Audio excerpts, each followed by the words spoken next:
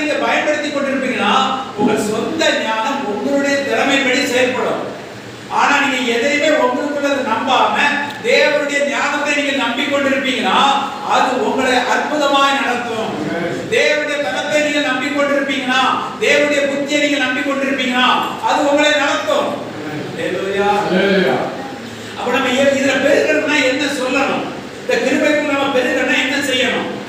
ஆண்டவரே தினமும் சொல்லணும், நீர் எங்களுக்கு பலனாய் இருக்கிறபடினால் ஸ்தோத்திரம், நீரே எங்களுக்கு ஞானமாய் இருக்கிறபடினால் ஸ்தோத்திரம், நீரே எங்களுக்கு புத்தியாய் இருக்கிறபடினால் ஸ்தோத்திரம். இப்படி சொல்ல சொல்ல சொல்ல இது உங்களுக்கு ஒரு பெருக ஆரம்பிக்கும். ஸ்தோத்திரத்தினாலே நீங்கள் என்ன செய்வீங்க? பெருகுங்கள். ஹalleluya. உங்களுக்குள்ள உள்ள கிருபை ஸ்தோத்திரத்தினால பெருகும். அப்ப நீங்க தினமும் ஜெபத்துல இதெல்லாம் நீங்க சொல்லணும். குடும்பத்தை நடத்த ஞானத்தை தருகிற என் தேவனுக்கு ஸ்தோத்திரம், எனக்கு என் தேவனே தலையை தந்தருளே என் தேவனுக்கு ஸ்தோத்திரம். இதெல்லாம் நீங்கள் அந்த அறிவுகள் உங்களுக்குள்ள வந்துச்சுன்னா நீங்கள் தேவனிடத்துல எந்த சூழ்நிலையிலும் விழுந்து போக மாட்டீங்க.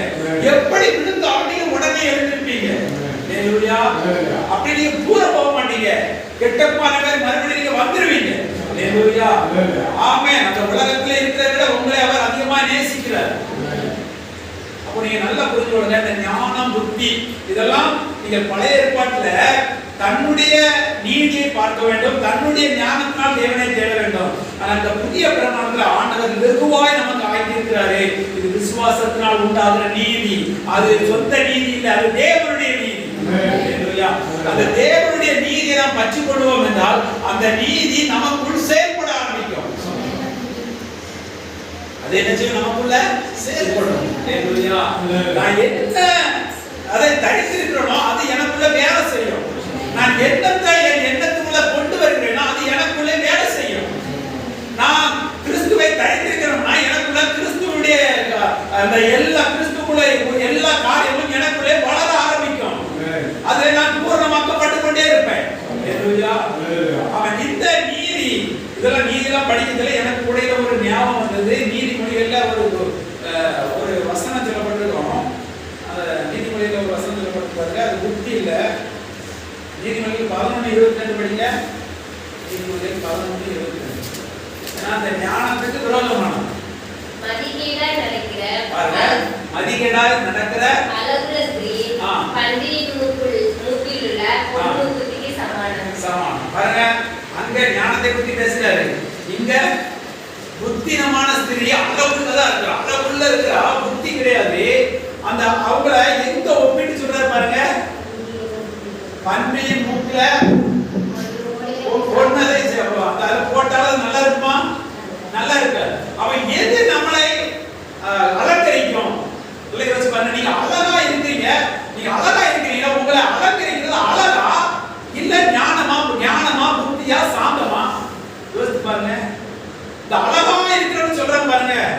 நாங்க சின்ன வயசுல ஹோட்டல்ல இருந்ததுல ஒரு கதை சொல்லுவார், சினிமா கதை சொல்லுவார். அப்போ சொல்லுவாரு, ஒரு பெரிய நடிகை, அந்த நடிகைக்கு நிறைய ரசிகர்கள் உண்டு. போட்டி போற ரசிகர்கள் நிறைய ரசிகர் இருப்பாங்க. அப்போ அந்த வீட்டுல வேலைக்கார மொத்தம் இருப்பானா. அப்ப அந்த நடிகை சொல்றான், உங்களை பார்த்து அப்போ எல்லாம் சொல்லுவாராம், எனக்கு கல்யாணம் முடிக்கணும், மாப்பிள்ளை கிடைக்குமா அப்படின்னு சொல்லுவாங்க. யாராவது வேலைக்காரன் அந்த நடிகை சொல்லலாம். இந்த நடிகை சுத்தி திரளான ரசிகர்கள் இருக்காங்க. அப்ப இந்த வேலைக்காரன் கேட்பாங்க, உடனே இந்த வேலைக்காரன், அம்மா உங்களை கெட்டதுக்கு போட்டி எத்தனை ரசிகர் பாருங்க. உடனே நீ என்னைய கெட்டுருக்கியா அப்படின்னு சொல்றான். நான் அப்படியே உழப்புவானா. எதனால? நடிகை அவங்க ஒரு தவறான தொழில் செய்யறாங்கன்ற எண்ணம் அவனுக்கு இருக்கிறதுனால அவன் என்ன செய்யறான்? உழத்துறான்.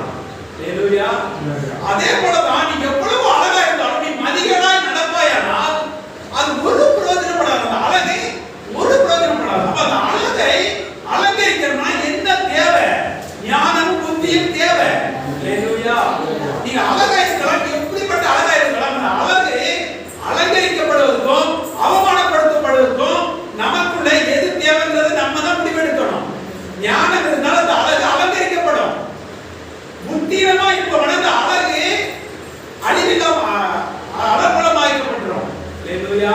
அப்ப யோசிக்கணும், ஒரு மனிதன் அதனாலதான் பேர் சொல்லுவார், உங்களுக்குள்ள மறைவாய் இருக்கிற அந்த சாந்த குணத்தை வெளிப்படுத்துங்க. அது உங்களுக்குள்ள எங்க இருக்குது? மறைவாய் தங்கி இருக்குது. அதாவது வெளிப்புறமான அலங்காரத்தை நீங்க விட்டுட்டு உங்களுக்குள்ள இருக்கிற அந்த மறைவாய் இருக்கிற அந்த சாந்தத்தை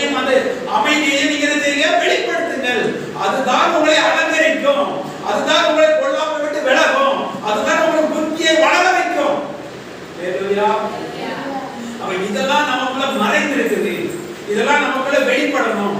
அப்போ இந்த ஞானம்லாம் இருக்கணும்னா இதெல்லாம் இருந்துச்சுன்னா ஒரு அளவுள்ளவங்களுக்கு அதே அலங்காரமாக உங்களுக்கு கிரீடமாக இருக்கும்.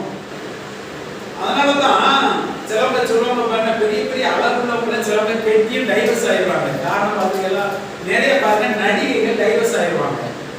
உங்க அளவுல குறைவா இல்ல, ஆனா என்னது இல்ல, ஞானம் இல்லை.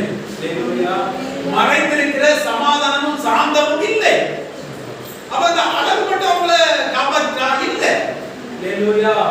அப்ப அதை காக்கணும்னா அவங்களுக்குள்ள மறைவா இருக்கிற அந்த சாந்தமும் சமாதானமும் வெளிப்பட வேண்டும். பெண்களாகிய நீங்கள் உங்களுக்குள்ள எதை மறைவாக இருக்குது? நீங்க நினைச்சுக்கிட்டீங்க விலையேறப்பட்ட ட்ரெஸ் போட்டா நம்ம அழகை கூட்டிடலாம் அப்படின்னு இல்ல. நீங்க விலையேறப்பட்ட போட்டுட்டு உங்க சொந்த பேச்ச கொஞ்சம் அந்த பாரம்பரிய வார்த்தையை பேசி பாருங்க, சீ அப்படிம்பாங்க. அந்த அந்த தவறான வார்த்தையை நீங்க பேசுறது பரவாயில்ல ட்ரெஸ் இவ்வளவு அழகா அப்படியே சொல்லுவாங்க இல்ல, அது வார்த்தை அவங்க உங்களை பேசுறதே வேற மாதிரி இருக்கும். அப்போ உங்களை நீங்கள் ஒரு அழுக்கு ட்ரெஸ் போட்டுதாலும் நீங்கள் சாந்தமாய் நீங்கள் மனமகிழ்ச்சியோடு நீங்கள் பேசும்பொழுது உங்களை உயர்த்துவாங்க. அப்ப அலங்கரிப்பு உங்களுக்கு உயர்த்தப்படாது. மறைவாய் இருக்கிற சாந்தம் அந்த ஞான புத்திகள் இருக்கும் பொழுது அது உங்களை நடத்தும். சில வீட்டுல பாருங்க பெரிய பெரிய சம்பாத்தியம் இருக்கும், ஆனா அந்த வீட்டுல நிம்மதி இருக்காது. பணங்கள் நிறைய இருக்கும், சம்பாத்தியம் நடக்கும், நிம்மதி. ஏன்னா அதை பக்குவமாய் நடத்தக்கூடிய ஞானம் அவங்களுக்குள்ளே இருக்காது. தேவன் சிலவங்களுக்கு ஐஸ்வர்யத்தை கொடுப்பாரு, அந்த ஐஸ்வர்யத்தை ஆளுகை செய்யக்கூடிய ஞானத்தை கொடுக்க மாட்டார். பாருங்க அவங்களுக்கு கோடீஸ்வரனா இருப்பாங்க, ஆனா சாப்பிட மாட்டாங்க. ஏன்னா அந்த அறிவு அவங்களுக்கு இருக்காது. பிள்ளைகளே இருக்காது, நான் பார்த்துக்கிறேன். பிள்ளைகளே இருக்காது, சொத்து நிறைய இருக்கும், ஆனா இவங்களும் அனுபவிக்க மாட்டாங்க. இவங்களும் சாப்பிட கூட என்ன செய்வாங்க, ஒழுங்கா கூட சாப்பிட மாட்டாங்க. அப்ப ஏன் அந்த புத்தி அவங்களுக்கு என்ன செய்ய இல்ல.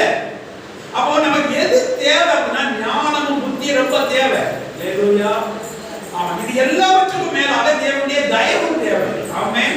தேவனுடைய கிருபை தேவை. அதனாலதான் நாம் தேவனிடத்தில் நெருங்கணும்னா எதை பற்றி கொண்டிருக்கணும்? தேவனுடைய கிருபையை பற்றி கொண்டிருக்கணும். அவருடைய கிருபையை பற்றி கொண்டிருந்தோமானால் நாம் நிலைத்திருப்போம். நாம் சொந்த நீதி, சொந்த ஞானம், சொந்த பக்தி இதுல நாம் நிலைத்திருப்போம்னா நிலைத்திருக்க முடியாது. ஆமென். அப்ப நம்மள எல்லாத்தையும் இணைக்கணும்னா இதெல்லாம் தேவை.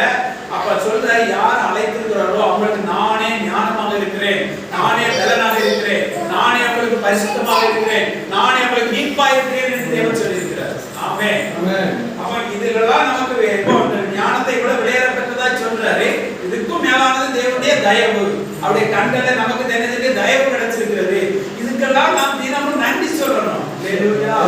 நன்றி சொல்லி வாக்குத்தத்தத்தை நாம் சுதந்திரித்துக் கொள்ளணும். ஸ்தோத்திரங்களை சொல்லி வாக்குத்தத்தத்தை சுதந்திரித்துக் கொள்ளணும். நீங்கள் இதுக்கு பங்குள்ளவர்களாக இருக்கணும். அவருடைய சொத்துக்கு நீங்க பங்குள்ளவர்களாக இருக்கணும்.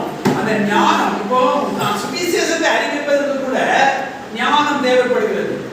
பிரசங்கிப்பதற்கு ஞானம் தேவைப்படுகிறது. இப்ப நான் சுவிசேஷம் ஒருவருக்கு அறிவிக்கணும்னா யாராவது ரெண்டு பேரும் வாக்குவாதம் பண்ணிட்டு பாருங்க, அந்த நேரத்தில் இன்னொரு ஏன் சொல்ல முடியுமா? ஞானம் கூட அந்த நேரத்தில் மூச்சை காட்ட மாட்டான். அந்த சூழ்நிலை கரெக்டா வர கேட்பா, அவங்க தெரிஞ்சுச்சுன்னா கரெக்டா பேசுவாங்க. அதற்கும் ஞானம் தேவைப்படுகிறது. ஒரு வீட்டு தலைவி தன் குடும்பத்தை நடத்துவதற்கு ஞானம் தேவைப்படுகிறது. தன் வீட்டை கட்டுவதற்கு புத்தி தேவைப்படுகிறது.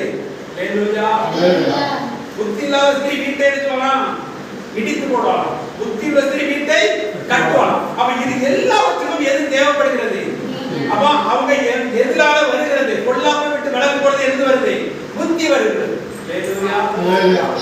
பொல்லாப்புகளை தலையிடும் பொழுது புத்தினமானது வருது.